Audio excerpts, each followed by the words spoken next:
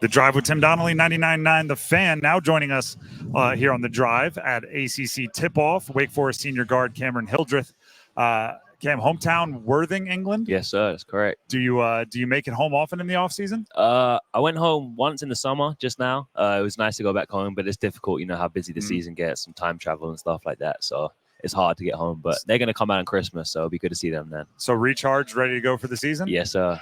I was poking around on your social media, which is part of the reason I knew the off season was a grind. You were a lot of workout videos. Yeah.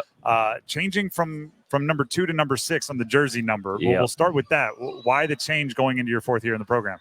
So I guess you can call it a change, but it's not really a change. I've always been number 6 since I was younger. And the story behind it is kind of stupid, but it's funny. So I go ahead and say it. Basically, it was like a U11 game, and I was 6 years old. And my coach had came up to me and asked me what number I am. And I thought he asked how old I am. So he gave me number 6. And ever since then, I was number 6. And throughout the high school stages, I just stayed number 6. So, and this was the first time that they allowed it in college basketball. So that was the reason why I switched over. So I can do some math there. You were playing U11 as a 6-year-old? Yeah. All right. So pretty good even from the jump. Trying to be. I was played from young. Cam Hildreth, Wake Forest senior guard, connecting with us here at ACC Tip-Off.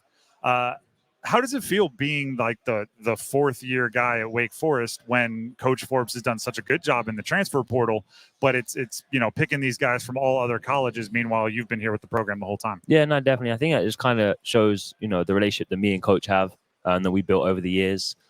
We just trust one another. Obviously it was a process, starting as a freshman, not playing as much, going, roller coaster and stuff like that. But I think where we're at now, being a 4-year guy, just knowing the system, knowing the league and stuff like that, just helping everyone that comes in and just ready to have a great year. Is there a little bit more trust between you two? Like, I played college football, so I know you bring guys in for visits and you bring them, and then the coach goes to a few, hey, are they good dudes? Like, do they fit in with what we're doing? Is Coach asking you that when these transfers are coming in? Yeah, no, definitely. We have every time that we either have a players panel where the recruits will come in and ask questions. I'm usually in there talking to them and stuff like that. He wants to come over and make sure, like you said, we're having someone that's going to come in and fit the system, doesn't want to break the system, because what he's built and what he's building is really good. And Wake Forest is on a rise, so I'm happy for him and what he's done. What about these 3 captains? We talked with Coach Forbes, and he told us that, the rule here at ACC Media Days, you bring 2 players. But he looked at him and said, I'm bringing 3 or I'm bringing none, because he wanted yourself, Efton Reed, as well as Hunter Salas all here. What's the relationship like between you 3 as the leaders of this program? Yeah, no, definitely. I think we actually have a great relationship off the court, especially. We hang out together a lot of the time on the weekends, after practice, stuff like that. We just kick it. And I think that translates over to the court as well. And he knows that because we're an older guys and we've experienced, the league, we experienced college basketball for a long time, that he trusts us, that we know we're doing the right things and we can take the youngers under our wing and stuff like that. So I think it's very important to have a coach that trusts a core group like that.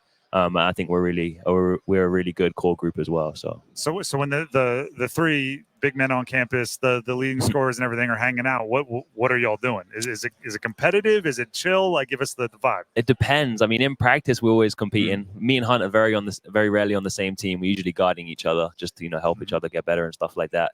But yeah, every time we walk around on campus, people will come up to us and we'll talk to them. We're just regular people, we're not like, we don't want them to feel like we're just basketball players and we don't talk to no one.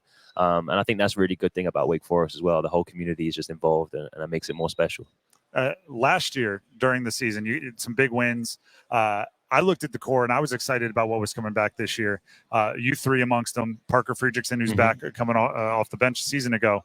But the other one was Andrew Carr, who's playing for Kentucky this year.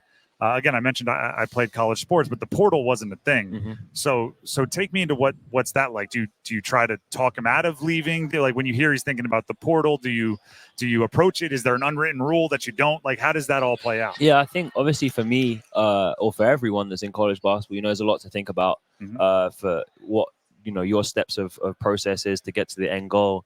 And everyone's path is different. But when the conversations are going through, like, with everyone's leaving, people are staying, whoever it may be, definitely starts flagging things. But at the end of the day, you just kind of as much as you may want them to stay or not, you have to allow them to do what's best for them or what they think is best for them. And then, send them their wishes, and then it's over from there. We're now enemies. If we play against each other, we're trying to win. So that's how that is. The home versus away difference in wins and losses over the past few years, but last year noted 17 home wins, 21 wins overall.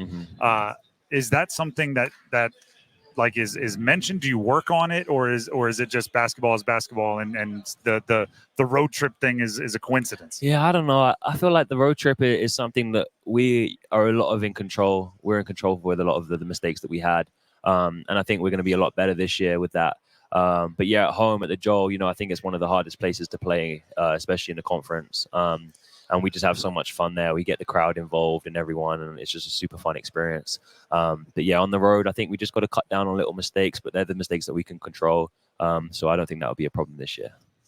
Why do those mistakes pop up on the road and not at home, though? That's kind of the gist of it, right? Yeah, I think a lot of it is just the atmosphere. Like I said, like how we get our crowd going when we're at home, the same goes away, when we're away and they get into it and stuff. And sometimes it's hard to fight back, 10,000 people rather than just 5 people. So yeah, I feel like that's just the biggest thing for us. All right, Cam, we appreciate you for stopping by. Good luck this season. Thank you very much for your time. Appreciate it.